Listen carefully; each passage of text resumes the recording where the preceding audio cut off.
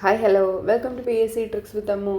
അപ്പോൾ ഇന്ന് നമ്മളുടെ റിവിഷൻ ഡേ ആണ് കേട്ടോ. നമ്മുടെ രണ്ടാഴ്ചത്തെ എല്ലാ കാര്യങ്ങളും നമ്മൾ എടുത്തിട്ടുള്ള എല്ലാ ഭാഗത്തു നിന്നും ഓരോ 2-3 ക്വസ്റ്റ്യൻസ് വീതം എടുത്തിട്ട് നമുക്ക് ജസ്റ്റ് ഒന്ന് നോക്കിയിട്ട് വരാം. നമ്മൾ മറന്നിട്ടുണ്ടോ ഇല്ലയെന്നൊക്കെ നോക്കിയിട്ട് വരാം. അപ്പോൾ നമ്മൾ നേരെ ക്ലാസ്സിലേക്ക് പോയാലോ.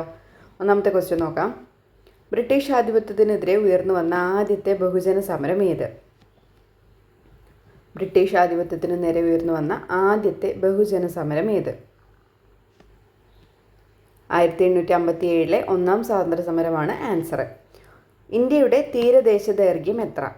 ഇന്ത്യയുടെ തീരദേശ ദൈർഘ്യം എത്ര? ഓപ്ഷൻ എ ആണ് 7517 ഇന്ത്യയുടെ തീരദേശ ദൈർഘ്യം എന്ന് പറയുന്നത്.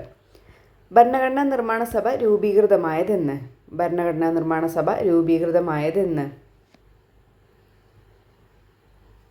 സി ആണ് ആൻസർ. 1946 ഡിസംബർ 6 ഭരണഘടനാ നിർമ്മാണ സഭ രൂപീകൃതമായിട്ടുള്ളത്. നിങ്ങൾ ചെയ്ത് നോക്കണേ. ഞാൻ ആൻസർ പറയുന്നതിന് മുന്നേ നിങ്ങൾ പോസ് ചെയ്തിട്ട് ചെയ്യാൻ വേണ്ടിയിട്ട് ശ്രമിക്കുക കേട്ടോ. ശാശ്വത ഭൂനികുതി വ്യവസ്ഥ നടപ്പിലാക്കിയത് ആര്? ശാശ്വത ഭൂനികുതി വ്യവസ്ഥ നടപ്പിലാക്കിയത് ആരാണ്? കോൺവാലിസ് പ്രഭുവാണ് അല്ലേ ശാശ്വത ഭൂനികുതി വ്യവസ്ഥ നടപ്പിലാക്കിയത്. സിന്ധു നദി പാകിസ്ഥാനിലേക്ക് പ്രവേശിക്കുന്ന പ്രദേശം? സിന്ധു നദി പാകിസ്ഥാനിലേക്ക് പ്രവേശിക്കുന്ന പ്രദേശം ഏതാണ്?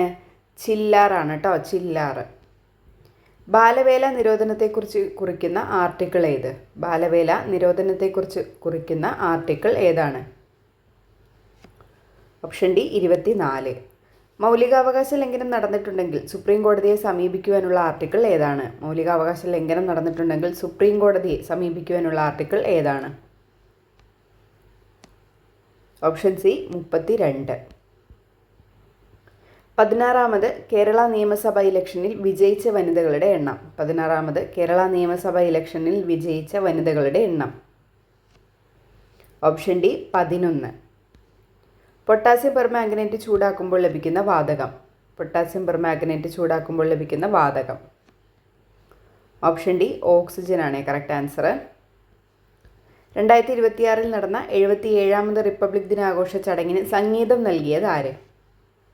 2026 നടന്ന 77ാമത് റിപ്പബ്ലിക് ദിനാഘോഷ ചടങ്ങിന് സംഗീതം നൽകിയത് ആരാണ്? കീരവാണിയാണ് കേട്ടോ. ഓപ്ഷൻ ബി ആണ് കറക്റ്റ് ആൻസർ. 2025 ഏഷ്യൻ പ്രൈസിന് അർഹയായത് ആരാണ്? 2025 ഏഷ്യൻ പ്രൈസിന് അർഹയായത് ആരാണ്?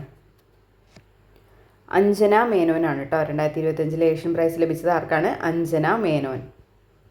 2025 മികച്ച വനിതാ ഫുട്ബോൾ താരത്തിനുള്ള ഫിഫ ദ ബെസ്റ്റ് പുരസ്കാരത്തിന് അർഹയായത് ആരാണ്? 2025 മികച്ച വനിതാ ഫുട്ബോൾ താരത്തിനുള്ള ഫിഫ ദി ബെസ്റ്റ് പുരസ്കാരത്തിന് അർഹയായത് ആരാണ്? Aitana Bonmati. കായംകുളം താപവൈദ്യുത നിലയത്തിൽ ഉപയോഗിക്കുന്ന ഇന്ധനം ഏത്? കായംകുളം താപവൈദ്യുത നിലയത്തിൽ ഉപയോഗിക്കുന്ന ഇന്ധനം ഏതാണ്? Option A naphtha. ലെൻസിൻ്റെ പവർ അളക്കുന്ന യൂണിറ്റ് ഏതാണ്? ലെൻസിൻ്റെ പവർ അളക്കുന്ന യൂണിറ്റ് ഏതാണ്? Option B dioptre. ഹൈഡ്രജൻ കണ്ടെത്തിയത് ആരാണ്? ഹൈഡ്രജൻ കണ്ടെത്തിയത് ആരാണ്? Henry Cavendish. പ്ലാസ്റ്റിക്കിനെ ലയിപ്പിക്കുന്ന ദ്രാവകം ഏതാണ് പ്ലാസ്റ്റിക്കിനെ ലയിപ്പിക്കുന്ന ദ്രാവകം? ക്ലോറോഫോം ആണ് കേട്ടോ. ക്ലോറോഫോം ആണ്. ടെർപ്പൻ്റെയും നമ്മൾ പറഞ്ഞിട്ടുണ്ടായിരുന്നു റബ്ബറിനെ ലയിപ്പിക്കുന്ന ദ്രാവകമാണ്. 49ാമത് ഫിലിം ക്രിട്ടിക്സ് അവാർഡിൽ മികച്ച നടനായി തിരഞ്ഞെടുക്കപ്പെട്ടത്? 49ാമത് ഫിലിം ക്രിട്ടിക്സ് അവാർഡിൽ മികച്ച നടനായി തിരഞ്ഞെടുക്കപ്പെട്ടത്? Option B മോഹൻലാലാണ്. തമിഴ്നാട് മുഖ്യമന്ത്രിയായി ചുമതലയേറ്റത് ആര്? തമിഴ്നാട് മുഖ്യമന്ത്രിയായി ചുമതലയേറ്റത് ആര്? ജോസഫ് വിജയ്. രാജ്യത്തെ പരമോന്നത നഴ്സിംഗ് ബഹുമതിയായ ഫ്ലോറൻസ് നൈറ്റിംഗേൽ അവാർഡിന് അർഹയായത്? രാജ്യത്തെ പരമോന്നത നഴ്സിംഗ് ബഹുമതിയായ ഫ്ലോറൻസ് നൈറ്റിംഗേൽ അവാർഡിന് അർഹയായത് ആരാണ്? മഞ്ജു മോളാണ് കേട്ടോ. മഞ്ജു മോളാണ് ഫ്ലോറൻസ് നൈറ്റിംഗേൽ അവാർഡിന് അർഹയായിരിക്കുന്നത്. ഇഞ്ചി ഗവേഷണ കേന്ദ്രം സ്ഥിതി ചെയ്യുന്നത്? ഇഞ്ചി ഗവേഷണ കേന്ദ്രം സ്ഥിതി ചെയ്യുന്നത് അമ്പലവയലാണ്. താഴെ കൊടുത്തിരിക്കുന്നവയിൽ തക്കാളിയുടെ സങ്കര ഇനം അല്ലാത്തത് ഏത്? തക്കാളിയുടെ സങ്കര ഇനം അല്ലാത്തത് ഏതാണ്? ഹരിതയാണ് തക്കാളിയുടെ സങ്കര ഇനം അല്ലാത്തത്. താഴെ കൊടുത്തിട്ടുള്ളവയിൽ നിന്നും ഉത്തരപർവ്വത മേഖലയെക്കുറിച്ച് ശരിയായ പ്രസ്താവനകൾ ഏത്? താരതമ്യേന പ്രായം കുറഞ്ഞതും ഉയരം കൂടിയതുമാണ് പർവ്വതനിരകൾ. ശിലാപാളികൾക്ക് അപക്ഷയം സംഭവിച്ച് രൂപപ്പെട്ട മടക്ക് പർവ്വതങ്ങളാണിവ. പടിഞ്ഞാറ് സിന്ധു നദി മുതൽ കിഴക്ക് ബ്രഹ്മപുത്ര നദി വരെ ഉത്തരപർവ്വത മേഖലയ്ക്ക് വ്യാപ്തിയുണ്ട്. ഭൂപ്രകൃതി സവിശേഷതകളുടെ അടിസ്ഥാനത്തിൽ ഉത്തരപർവ്വത മേഖലയെ 3 തരംതിരിച്ചിട്ടുണ്ട്.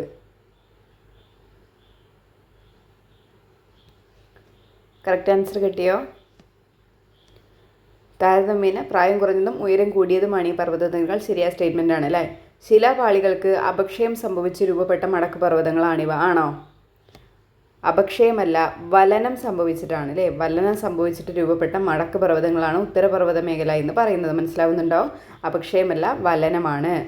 പടിഞ്ഞാറ് സിന്ധു നദി മുതൽ കിഴക്ക് ബ്രഹ്മപുത്ര നദി വരെ ഉത്തരപർവ്വത മേഖലയ്ക്ക് വ്യാപ്തിയുണ്ട്. ഇത് തെറ്റാണ്. രണ്ടാമത്തത് തെറ്റാണ്. 3 ശരിയാണ്. ഭൂപ്രകൃതി സവിശേഷതകളുടെ അടിസ്ഥാനത്തിൽ ഉത്തരപർവ്വത മേഖല എന്തായിട്ട് 3 തന്നെയാണ് തരംതിരിച്ചിട്ടുള്ളത്. അപ്പോൾ ഇവിടെ 1, 3, 4 ശരി. ബി ആണ് കറക്റ്റ് ആൻസറായിട്ട് വരുന്നത്. എല്ലാവർക്കും കിട്ടിയിട്ടുണ്ടാവുമെന്ന് വിചാരിക്കണം. രാഷ്ട്രപതിയെക്കുറിച്ച് പ്രതിപാദിക്കുന്ന ആർട്ടിക്കിൾ ഏത്? രാഷ്ട്രപതിയെക്കുറിച്ച് പ്രതിപാദിക്കുന്ന ആർട്ടിക്കിൾ ഏതാണ്? Option D 52. സിവാലിക്കിന് വടക്കായി സമുദ്രനിരപ്പിൽ നിന്നും 3500 മുതൽ 4500 മീറ്റർ വരെ ശരാശരി ഉയരമുള്ള പർവ്വതനിര ഏതാണ്?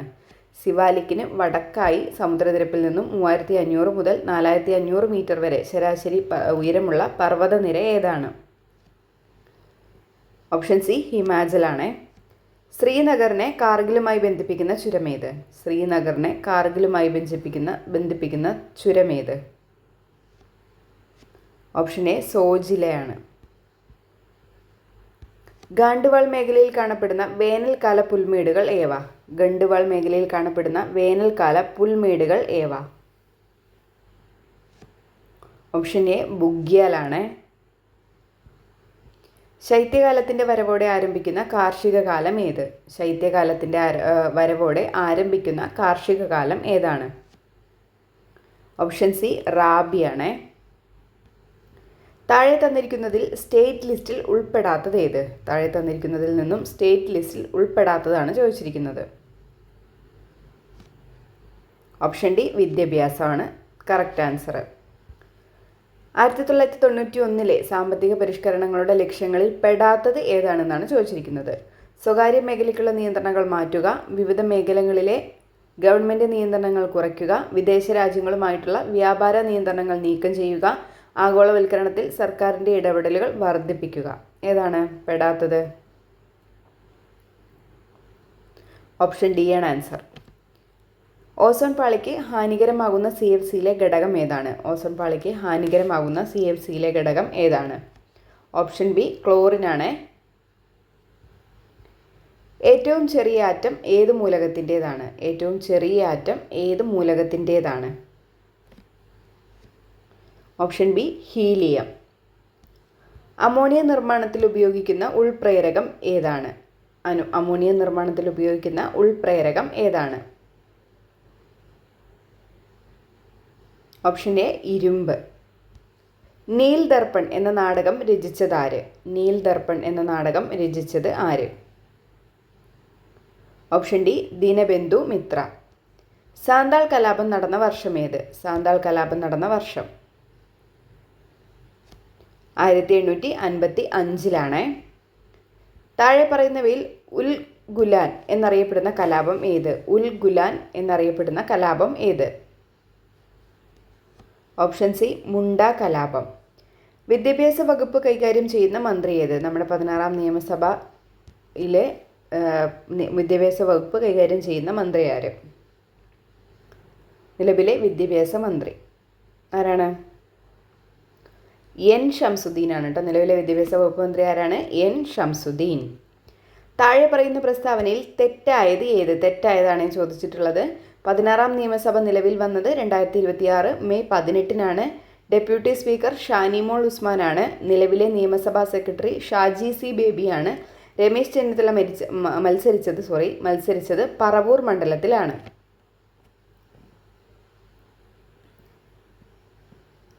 ഓപ്ഷൻ ഡി ആണ് കറക്റ്റ് ആൻസർ. തെറ്റായിട്ടുള്ളത് ഓപ്ഷൻ ഡി ആണ്. ഇന്ത്യൻ ജനസംഖ്യയുടെ 70% ആളുകളും ഏർപ്പെട്ടിരിക്കുന്ന മേഖല.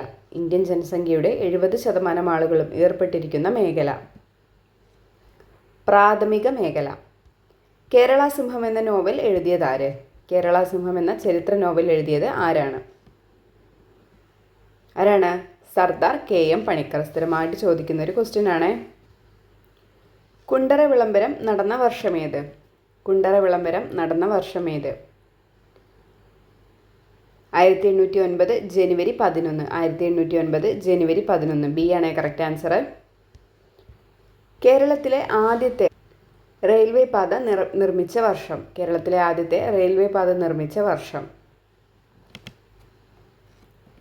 ഓപ്ഷൻ ഡി 1861 ആണ്. 1861. മലബാർ കുടിയായ്മ നിയമം നടപ്പിലാക്കിയ വർഷം. മലബാർ കുടിയായ്മ നിയമം നടപ്പിലാക്കിയ വർഷം. 1929 മലബാർ കുടിയായ്മ നിയമം നടപ്പിലാക്കുന്നത്.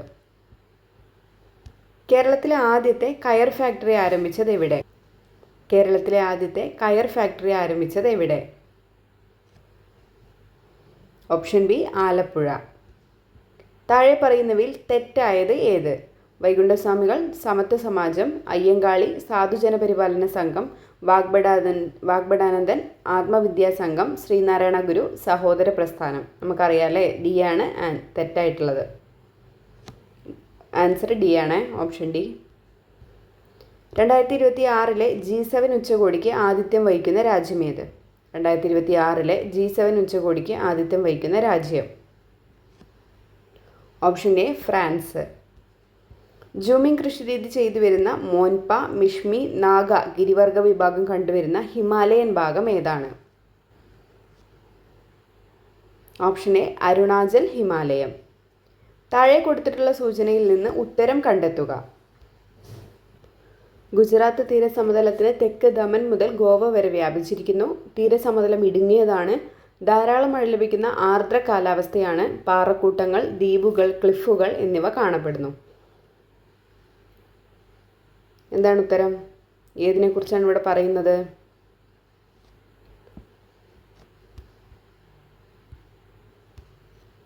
ഓപ്ഷൻ ബി കൊങ്കൺ തീരത്തെക്കുറിച്ചാണ് ഇവിടെ പറയുന്നത്. കൊങ്കൺ തീരത്തിൻ്റെ സവിശേഷതകളാണ് ഇവിടെ കൊടുത്തിട്ടുള്ളത്.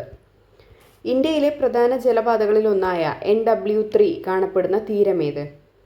നാഷണൽ വാട്ടർവേ 3 കാണപ്പെടുന്ന തീരം ഏതാണ്? മലബാർ ആണോ, കൊങ്കൺ ആണോ, ഗുജറാത്ത് ആണോ, കിഴക്കൻ തീരത്താണോ? ഓപ്ഷൻ എ മലബാർ തീരത്താണ് NW3 കാണപ്പെടുന്നത് കേട്ടോ. താഴെ പറയുന്ന പ്രസ്താവനയിൽ കിഴക്കൻ തീര സമുദ്രമല്ല, കിഴക്കൻ തീര സമതലവുമായി ബന്ധപ്പെടാത്തത് ഏതാണ്? പൂർവ്വഘട്ടത്തിനും ബംഗാൾ ഉൾക്കടലിനും മധ്യേ സ്ഥിതി ചെയ്യുന്നു. താരതമ്യേന വീതി കൂടിയ സമതലമാണ്. മഹാനദി, കൃഷ്ണ, ഗോദാവരി എന്നീ നദികളുടെ ഡെൽറ്റകൾ ഉൾപ്പെട്ടതാണ് ഈ സമതലം. ഇതൊരു താഴ്ത്തപ്പെട്ട തീരത്തിന് ഉദാഹരണമാണ്. ഏതാണ് കിഴക്കൻ തീര സമതലവുമായി ബന്ധപ്പെടാത്തത്? ഓപ്ഷൻ ഡി ഇതൊരു താഴ്ത്തപ്പെട്ട തീരത്തിന് ഉദാഹരണമല്ല, ഉയർത്തപ്പെട്ട തീരത്തിന് ഉദാഹരണമാണ്. ഓപ്ഷൻ ഡി ആണ് ആൻസർ. ഒഡീഷയിൽ ഉത്കൽ സമതലം എന്നറിയപ്പെടുന്നത് ഏതാണ്? വടക്കൻ സർക്കാർ തീരത്തിനെയാണ് ഒഡീഷയിൽ ഉത്കൽ സമതലം എന്ന പേരിൽ അറിയപ്പെടുന്നത്. അപ്പോൾ ഇന്ന് നമ്മൾ 2 ആഴ്ചത്തെ 50 ക്വസ്റ്റ്യൻസ് ആണ് എടുത്തിട്ടുള്ളത്. നിങ്ങൾ അറ്റൻഡ് ചെയ്യുന്നവരാണെങ്കിൽ കുഴപ്പമില്ല എന്നുണ്ടെങ്കിൽ മാർക്ക് കമൻറ്റ് ബോക്സിൽ അറിയിക്കാൻ വേണ്ടിയിട്ട് മറക്കരുത് കേട്ടോ. അപ്പോൾ വീണ്ടും നല്ലൊരു ക്ലാസ്സിൽ കാണാവേ. ക്ലാസ് ഇഷ്ടമാവുകയാണെങ്കിൽ ലൈക്ക് ചെയ്യാനും നിങ്ങളുടെ അഭിപ്രായങ്ങൾ കമൻറ്റ് ചെയ്യാനും മറക്കരുതേ. നമ്മൾ ഓരോ ഭാഗങ്ങൾ വെറുതെ വായിച്ചു പോയാൽ മാത്രം പോരാ, നമ്മളത് പിന്നീട് റിവിഷൻ ചെയ്താൽ മാത്രമാണ് കേട്ടോ നമുക്ക് എക്സാമിന് നന്നായിട്ട് മാർക്ക് സ്കോർ ചെയ്യാൻ പറ്റുള്ളൂ. അല്ലെങ്കിൽ നമുക്ക് PSC തരുന്നത് വളരെ അടുത്തടുത്ത് നിൽക്കുന്ന ഓപ്ഷൻസ് ആയിരിക്കും. നമ്മൾ ഭയങ്കരമായിട്ട് കൺഫ്യൂഷൻ ആവും. അപ്പോൾ പഠിക്കുന്നത് നല്ല തറവാക്കിയിട്ട് തന്നെ പഠിച്ചിട്ട് പോകാൻ വേണ്ടിയിട്ട് ശ്രമിക്കുക കേട്ടോ. അപ്പോൾ ബിഗിനേഴ്സൊക്കെ ആണെന്നുണ്ടെങ്കിൽ എന്തായാലും റിവിഷൻ മസ്റ്റാണ് കേട്ടോ. PSC പഠനത്തിന് റിവിഷൻ ഇല്ലാണ്ട് നമുക്ക് ഒരിക്കലും ജോലി നേടാൻ വേണ്ടിയിട്ട് പറ്റില്ലേ. അപ്പോൾ നന്നായിട്ട് റിവിഷൻ ചെയ്യുക. അപ്പോൾ വീണ്ടും നല്ലൊരു ക്ലാസ്സിൽ കാണാവേ. Thank you.